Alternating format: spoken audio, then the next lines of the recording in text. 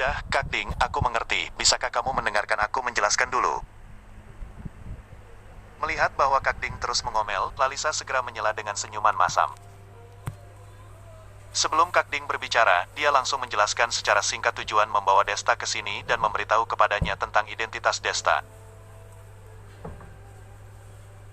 Kak Ding termenung dalam waktu yang lama, terkejut dan berkata, "Apakah kamu tidak pacaran dengannya?" "Tidak." Lalisa menggelengkan kepalanya dengan kuat, menyangkal hubungan antara keduanya, tetapi tidak tahu mengapa hatinya terasa sedikit masam. Kak Ding menatap Desta lagi. Pria muda ini adalah bos muda Gedung Sky. Tidak mirip. Desta mengertakkan giginya sambil menyeringai. "Halo Kak Ding, namaku Desta, aku adalah CEO Gedung Sky, pada saat yang sama juga merupakan bos Minky." Sambil berkata, dia mengulurkan tangan ke arah Kak Ding. Kak Ding menjabat tangannya dengan pelan kemudian dengan cepat menyimpan kembali tangannya. Lalu berjalan ke samping Lalisa lagi dan berbisik, "Lalisa, bagus jika dia bukan pacarmu, tapi kamu harus hati-hati. Orang yang kaya dan kuat biasanya paling suka mengejar karyawan mereka sendiri. Kamu harus berjaga-jaga terhadapnya. Setelah membantunya mendesain pakaian kali ini, kamu tidak boleh berhubungan dengannya lagi. Aku lihat anak ini terlihat seperti orang jahat." Meskipun dia berbicara dengan sangat pelan, namun Desta sebagai seorang seniman bela diri, memiliki 5 indera yang sangat tajam. Dia mendengarkan semua yang dikatakan oleh Kak Ding, membuatnya sangat emosi. Dia tidak melakukan apa-apa, mengapa tiba-tiba dilabel merupakan bos jahat? Lalisa juga merasa sangat canggung. Dia sebenarnya sangat jelas dengan sifat Desta. Dia percaya bahwa Desta melakukan begitu banyak hal bukan ingin menyerangnya, karena di dalam lubuk hatinya, Lalisa sebenarnya bersedia melangkah lebih dekat dengan Desta. Sayangkan Desta tidak memiliki niat dalam hal ini dan dia juga mendengar dari karyawan perusahaan bahwa bos muda ini sudah memiliki 2 teman yang cantik di sisinya. Jadi tidak heran jika dia tidak tertarik dalam aspek itu. "Sudah, Kak Ding, aku tahu, jangan membicarakannya lagi." Lalisa melirik sekeliling kemudian menyadari ekspresi Desta yang tak berdaya, segera menghentikan Kak Ding. Kak Ding berhenti berbicara dengan enggan. Dia melirik Desta, berkata dengan tak berdaya, "Pakaian seperti apa yang ingin dirancang untuk pria ini? Apakah ada sketsa?" "Kak Ding, aku ingin merancang setelan baju untuknya pada saat tampil di perayaan wisuda nanti. Aku baru saja menggambar sketsa di teleponku secara acak. Kamu bisa melihatnya dulu." Lalisa mengatakan terlebih dahulu, lalu mengeluarkan telepon dari sakunya, membuka notepad dan menyerahkan kepadanya. Desta menatap Lalisa dengan terkejut, dia baru mengerti mengapa Lalisa selalu memegang teleponnya menulis dan menggambar di sepanjang jalan. Dia mengira Lalisa sedang bermain game, tidak terduga dia sedang membuat sketsa. Kak Ding mengambil telepon dan sekilas melihat, kemudian terkejut. "Lalisa, apakah kamu ingin membuat pakaian tradisional Cheongsam panjang untuknya?" "Iya benar." Lalisa mengedipkan matanya yang indah dan menawan, kemudian mengangguk. Ketika Desta mendengar hal itu, dia semakin bingung. Dia ingin tampil di atas panggung, mengapa harus memakai pakaian tradisional? Apakah dia ingin tampil pertunjukan cinta yang melintasi ruang dan waktu? Itu terlalu konyol. Sebelum dia mengklarifikasi keraguan di dalam hatinya, mata Kak Ding tiba-tiba bersinar. Dia menarik Desta berjalan menuju meja kerja. "Jangan bergerak, aku ingin mengukur ukuran tubuhmu." Kak Ding berkata dengan mata yang cerah sambil mengambil pita pengukur di tangannya. Tampaknya hal untuk merancang pakaian tradisional untuk Desta telah menyentuh hati Kak Ding. Membuatnya menjadi sangat semangat, sama sekali tidak ada penampilan yang sebelumnya tidak menyukai Desta. Setelah dia mengukur tubuh Desta, dia mengeluarkan pena sketsa dan menggambar sketsa di atas kertas. Setelah beberapa saat, dia meletakkan pena yang berada tangannya dan tidak bisa menahan rasa kagumnya, berkata, "Lalisa, pandanganmu benar-benar bagus. Pakaian yang benar-benar cocok dengan pria ini adalah pakaian tradisional." Pada semua orang yang telah kulihat sejak kecil, hanya dia yang bisa mencapai hasil itu. Dan dan Ketika Desta mendengar ini, dia segera mengerutkan bibir dan berkata, "Aku belum memakainya, bagaimana kamu bisa tahu hasilnya?" Desta, Kak Ding sangat profesional dalam desain pakaian. Kemampuan imajinasi ruang 3 dimensinya sangat tinggi. Dia tidak membutuhkan orang tersebut untuk mencoba pakaian saat dia mendesain pakaian untuk orang lain. Dengan sekilas melihat, dia dapat membayangkan hasil dari penampilan orang tersebut seperti apa. Kemudian menemukan masalahnya dan melakukan perbaikan, jadi begitu dia menyelesaikan produk jadi tersebut pada dasarnya ialah sempurna. Lalisa segera menjelaskan. Desta melirik wanita itu dengan heran, sedikit tidak percaya. Pada saat ini, Kak Ding sedang fokus dalam desainnya, tentu saja tidak ingin mempedulikan Desta. Dia bergegas ke ruang pembuatan yang dipenuhi dengan berbagai macam kain mahal, mengambil gunting dan mulai memotong kain yang dibutuhkan untuk membuat pakaian tersebut. Desta dan Lalisa tidak mengerti tentang detail ini, jadi mereka tidak mengganggunya, sebaliknya mereka duduk di kursi untuk beristirahat. "Lalisa, bisakah kamu memberitahuku sekarang, apa isi acara sebenarnya?" tanya Desta sambil minum teh. Lalisa berpikir sejenak dan berkata, "Baiklah, aku akan memberitahumu. Desta, apakah kamu masih ingat puisi yang kamu pelajari di sekolah menengah atas dengan judul Jalur Hujan?" Jalur Hujan. Desta mengangkat alisnya, mengangguk terkejut, kemudian mulai membaca tanpa sadar. Memegang payung kertas minyak berkeliaran sendirian di gang hujan yang deras, panjang dan kesepian. "Setiap saat aku berharap ada seorang wanita yang seperti Dinglani, gadis yang sangat depresi. Dia memiliki warna yang sama dengan Dinglani." Harus mengatakan bahwa ingatan Desta sangat bagus. Puisi semacam ini sudah berlalu bertahun-tahun, kemungkinan sudah lama dilupakan oleh kebanyakan orang, tetapi Desta masih dapat melafalkannya secara lancar, satu persatu kata. Dengan kemampuan daya ingat ini benar-benar sangat luar biasa. Lalisa mendengarkan di samping, mengerutkan bibir dan menyipitkan mata indahnya, kepalanya yang kecil bergoyang dengan pelan tanpa sadar mengikuti pembacaan Desta. Tampaknya dia telah tenggelam ke dalam adegan yang dibacakan Desta. Pria yang memegang payung kertas minyak dan berjalan mondar-mandir tersebut berubah menjadi Desta dan dia adalah gadis seperti Dinglani. "Lalisa, apakah kamu ingin menyuruhku membaca teks puisi ini?" Setelah selesai membaca teks tersebut, Desta mengenang sejenak kemudian langsung bertanya. Lalisa menggelengkan kepalanya dan berkata sambil tersenyum. "Linka yang bertanggung jawab untuk pembacaan. Ketika aku mengobrol dengan pacarnya, aku mengetahui bahwa sebelumnya Linka pernah bekerja di stasiun penyiaran universitas untuk sementara dan suaranya memang cocok untuk membaca, mudah menarik perhatian orang. Kamu dan aku harus memperagakan adegan dalam puisi Jalur Hujan di atas panggung dengan sempurna." "Apakah bisa seperti ini?" Desta terkejut. Ternyata ini juga bisa dianggap sebagai sebuah pertunjukan. Kalau begitu terlalu sederhana. Apakah itu termasuk sederhana? Lalisa mengangkat alisnya, seolah-olah dia telah mengetahui tentang pemikiran Desta. "Jangan pikir hal itu sangat mudah. Jika kamu tidak menemukan orang yang tepat, kamu tidak akan mencapai hasil tersebut. Jika kamu tidak percaya padaku, kamu coba bayangkan.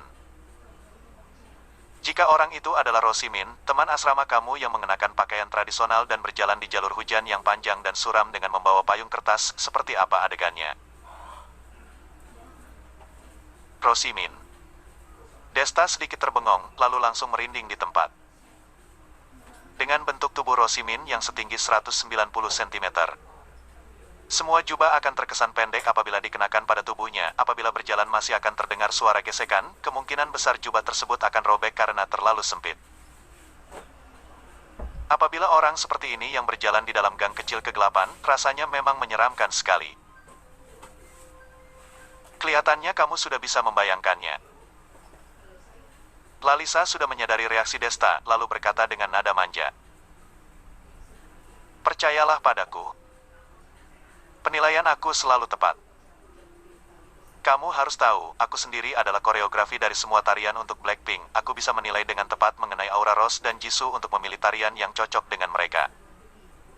Saat pulang negeri pada malam tadi, pesawat akan menyiarkan berbagai informasi yang berhubungan dengan negara Summer ketika mulai masuk ke kawasan negara Summer dan juga akan memperkenalkan negara Summer dengan siaran singkat.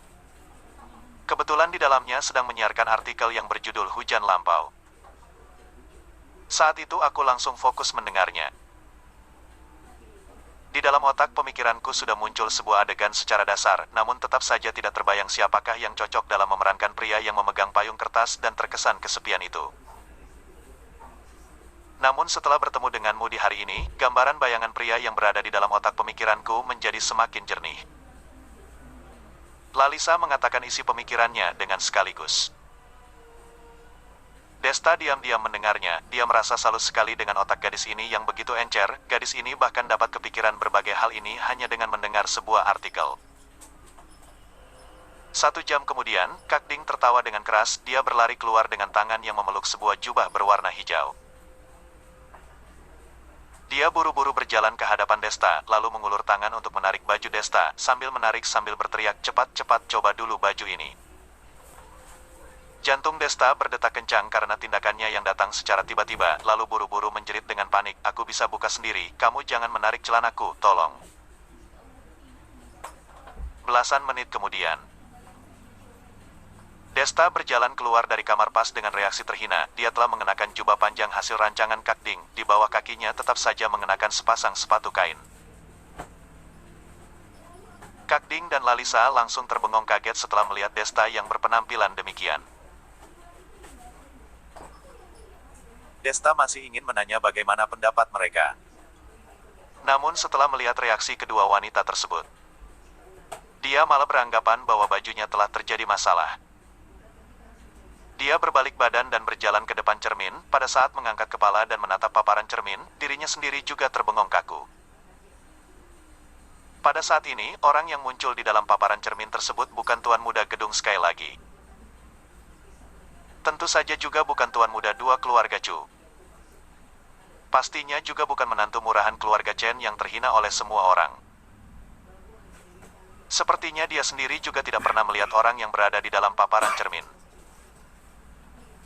Namun dia malah merasa sangat mengenal dengan orang tersebut sedang berdiri nyata di hadapan cermin ini, Desta juga dengan refleksnya mengelus pada wajahnya sendiri. Mengapa? Orang yang berada di paparan cermin ini memang dirinya sendiri, namun mengapa dia merasa asing dengan orang tersebut? Raut wajah orang tersebut sangat indah, tatapan matanya sangat datar namun juga terkesan dalam, alisnya yang panjang sedang memperlihatkan kesan ketajaman. Tubuhnya mengenakan setelan jubah panjang berwarna hijau. Pakaian tersebut membuat Desta berubah dari seorang tuan muda perkotaan menjadi seorang kaum cendekiawan yang sedang mengkhawatirkan masa depan dan negara. Seolah-olah kaum yang datang dari zaman sejarah. Ya ampun, sempurna sekali. Pada saat ini, suara Kak Ding yang penuh dengan nada kaget mulai muncul di belakang badannya. Desta membalikkan badan dan menatap Lalisa yang masih terbengong, lalu menarik sudut bibir dan tersenyum sekilas. Pada seketika itu, tubuh Lalisa merinding sejenak. Sepertinya hatinya telah tertabrak erat oleh sesuatu yang sangat menyesakan, dia langsung mengalihkan tatapannya, wajahnya juga merona merah bagaikan buah apel yang telah matang. Lalisa, penilaian kamu memang tepat sekali, aku kali ini benaran salut padamu. Kak Ding masih belum menyadari kejanggalan Lalisa. Saat ini dia sedang mengelilingi sisi Desta. Kadang kalanya meraba pada bagian pundaknya dan kadang kalanya menepuk pada bagian bokongnya. Tindakan ini membuat Desta merasa sangat tidak nyaman, seolah-olah dirinya adalah tuan gigolo yang menanti simpanan nyonya kaya. Namun apabila dipikirkan kembali, biasanya bawahannya memang menyapa dirinya dengan sebutan tuan muda kedua. Jangan-jangan semua ini sudah ditakdirkan. Desta merasa sangat bersedih hati. Beberapa saat kemudian, Lalisa selesai meredakan emosionalnya. Dia mengeluarkan sebuah kacamata bulat yang berbingkai hitam dari ruangan di sampingnya, lalu mengenakannya pada batang hidung Desta, akhirnya baru menyuruh Kak Ding merapikan gaya rambut Desta lagi. Setelah itu, sebuah wajah yang indah dan rapi muncul di hadapan dua wanita tersebut, Lalisa dan Kak Ding terus melontarkan kata-kata pujiannya. Lelaki yang memegang payung kertas sudah ditetapkan. Selanjutnya adalah merancang baju untuk Lalisa. Kakding menarik tatapan yang melekat pada tubuh Desta dengan hati yang tidak tega, lalu berkata kepada Lalisa yang berdiri di samping. Lalisa tersenyum dan mengangguk, lalu mengucapkan terima kasih kepada Kakding. Kakding melambaikan tangan dengan tampang tidak berkenan, lalu langsung menyelinap lagi ke dalam ruangan menjahit, setelah itu mulai menggunting kain dengan gaya serius. Dikarenakan telah memiliki pengalaman dalam merancang pakaian Desta, kali ini Kakding cenderung lebih lancar dalam merancang pakaian Lalisa. Tidak mencapai waktu 1 jam, dia sudah keluar dengan membawa sebuah gaun modern. Desta merasa sedikit kaget setelah melihat gaun yang berwarna merah terang tersebut. Seandainya seorang gadis yang bagaikan bunga cengkih, bukannya harus menyesuaikan dengan warna bunga cengkih ya? Desta bertanya dengan reaksi kebingungan. Kakding melototnya dan berkata dengan nada kesal, kamu tahu apanya? Gadis bagaikan bunga cengkih itu mengibaratkan aura seseorang. Bukan warna pakaian, dari segi aura dan pesona, Lalisa pasti bisa mengendalikannya dengan sebaik mungkin, tidak akan mempengaruhi kamu yang sebagai pria tampan sedunia. Lagi pula, warna merah menandakan kegairahan yang membara dan akan lebih menarik perhatian seseorang. Dikarenakan suara Lalisa yang sangat indah, sehingga kata kunci pada dirinya selalu berhubungan dengan kata pendiam, penurut, atau bidadari. Pada kali ini, apabila Lalisa dapat memperlihatkan penampilan yang tidak pernah muncul, akan menampakkan kesan pesona yang bertolak belakang, hasilnya pasti sangat sempurna dan tidak dapat terbayangkan. Desta mengangguk setuju setelah mendengar demikian. Dia tidak ahli dalam bidang ini, sehingga hanya bisa mengikuti permintaan mereka saja. Apabila Lalisa dan Kakding memiliki rencana sendiri, dirinya tentu saja tidak akan komentar apapun lagi. Tidak lama kemudian, Lalisa berjalan keluar dari kamar pas dengan mengenakan gaun merah tersebut. Jahitan gaun tersebut membuat lengkungan tubuh Lalisa menjadi tampak jelas, tenggorokan Desta menjadi panas dan kering setelah melihatnya, kedua bola matanya terus melekat pada tubuh Lalisa. Apalagi beberapa bagian tubuh Lalisa yang sangat menonjol, saat ini kesannya sangat menggodakan. Lalisa menyadari tatapan Desta yang terus melekat pada tubuhnya, dia menjadi tersipu dan menunduk kepalanya, bagaimanapun ini pertama kalinya dia mengenakan pakaian seperti ini. Gaun tersebut memiliki rancangan yang sangat bertentangan. Gaun tersebut memperlihatkan aura elegan yang hanya dimiliki oleh seorang wanita mulia, namun juga memperlihatkan kesan menggodakan yang sulit tertahan. Khususnya celah pada bagian bawah gaun yang terpotong tinggi. Pada saat Lalisa sedang melangkah kakinya, pahanya yang panjang dan mulus akan kelihatan secara samar, membuat orang yang menatapnya menjadi semakin gairah dan sulit mengendalikan diri. Ya ampun, Lalisa memang wanita paling sempurna yang pernah aku temui. Kakding yang berada di samping sudah tidak tahan untuk memujinya. Desta terus menatap Lalisa dengan tatapan bengong, dalam hatinya sudah mulai berimajinasi, bagaimana hasilnya apabila Kakcit dan Vero mengenakan gaun tersebut. Desta bahkan sudah merasakan kegerahannya hanya dengan membayang adegan tersebut, hampir saja langsung mimisan di tempat. Dia menoleh kepala dengan wajah yang kemerahan. Saat ini dia sudah tidak berani menatap sembarangan lagi. Namun Lalisa malahan salah paham terhadap tingkahnya.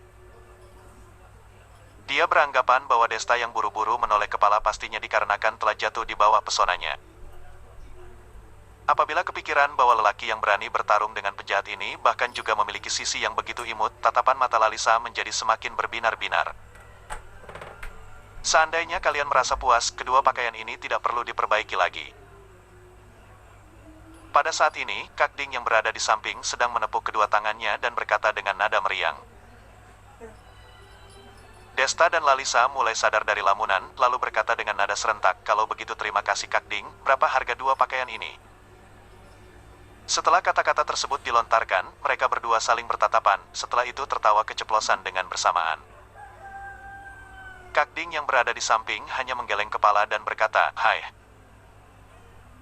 Sibuk beberapa jam ini memang tidak seberapa, tetapi malahan harus melihat orang yang pamer mesra di hadapanku pula, kalian berdua tidak boleh menyisakan jalan hidup untuk wanita lajang ya?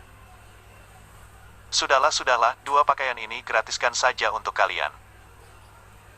Desta baru saja ingin menolaknya setelah mendengar demikian, namun langsung melihat isyarat mata dari Lalisa. Desta yang tidak berdaya hanya bisa terdiam dan menekan rasa penasaran di dalam hatinya.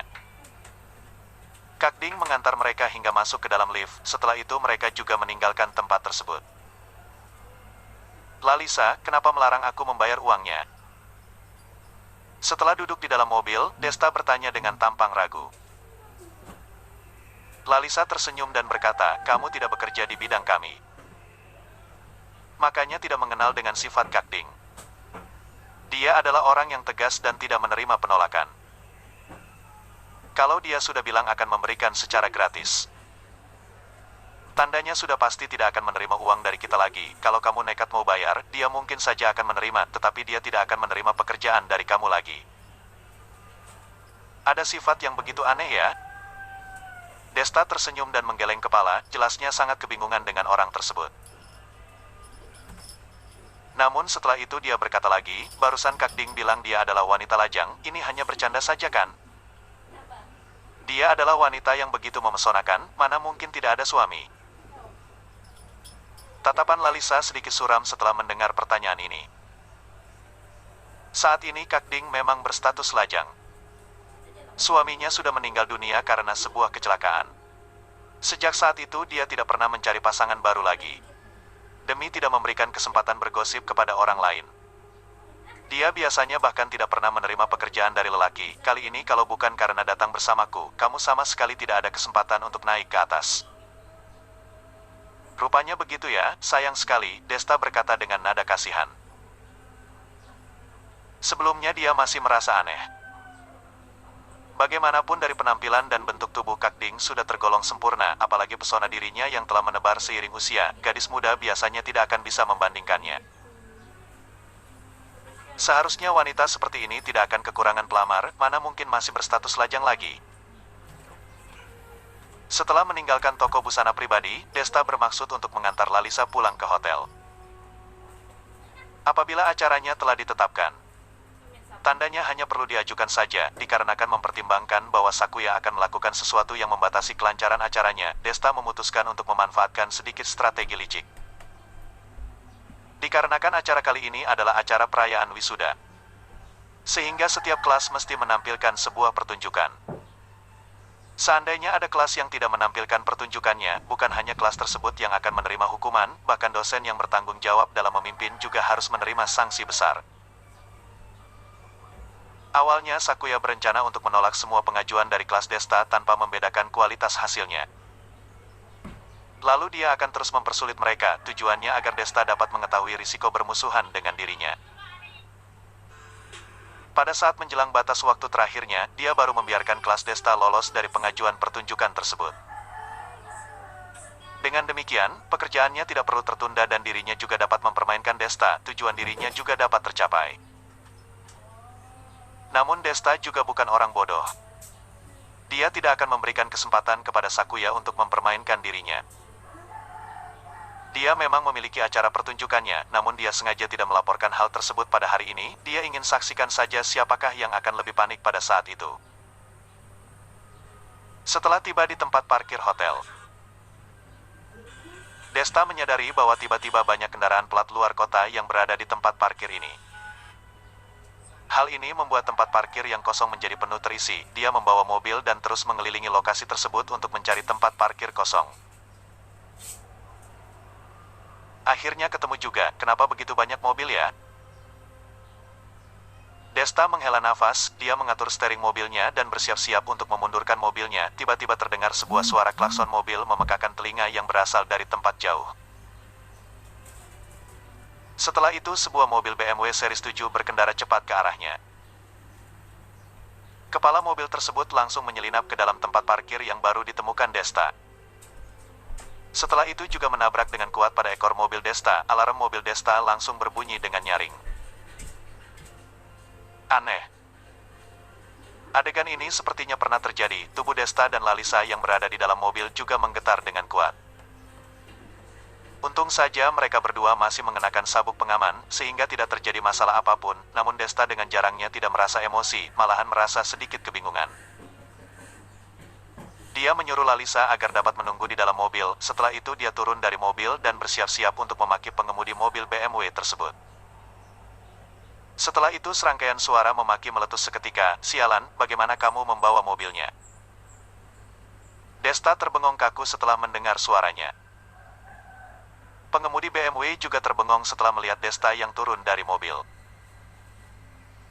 "Rupanya kamu."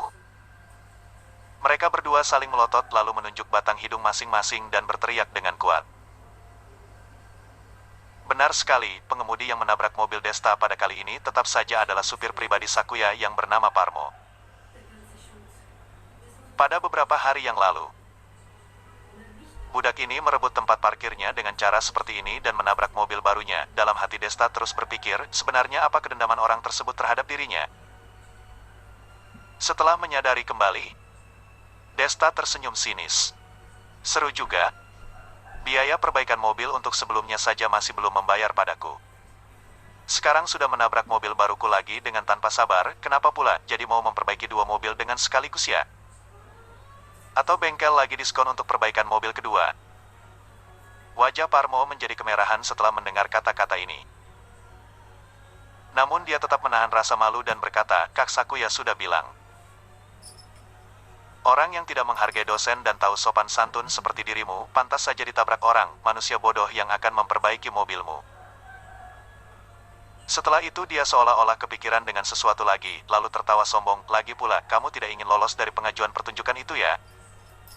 Jangan sampai ketika pertunjukannya tidak lolos, kalian malah terus menangis dan memohon kepada Kak Sakuya." Setelah mendengar ancaman tersebut, Desta menyebut kata "oh" dengan nada panjang. Lalu menarik sudut bibir dan tersenyum. "Ternyata ini dasar keberanian kamu yang tidak mau memperbaiki mobilku ya. Aku hanya pernah dengar bahwa ada wanita yang bertindak angkuh setelah mendapatkan suami kaya. Namun rupanya kamu seorang pria gagah juga berani bertindak angkuh di luar hanya karena telah menjadi lelaki simpanan seorang wanita ya. Kamu begitu ahli dalam menjadi lelaki simpanan, orang rumahmu sudah tahu. Atau jangan-jangan, orang rumahmu bukan hanya sekedar mengetahuinya, malahan juga membelikan obat memperkuat ginjal untukmu ya? Kamu bilang apa?" Petik 2. Reaksi wajah Parmo langsung berubah setelah mendengar pembicaraan Desta, jelasnya merasa malu sekali. Tangannya mengepal dengan erat, kedua matanya terus melotot Desta dengan tatapan kejam, seolah-olah akan maju bertarung dengan Desta.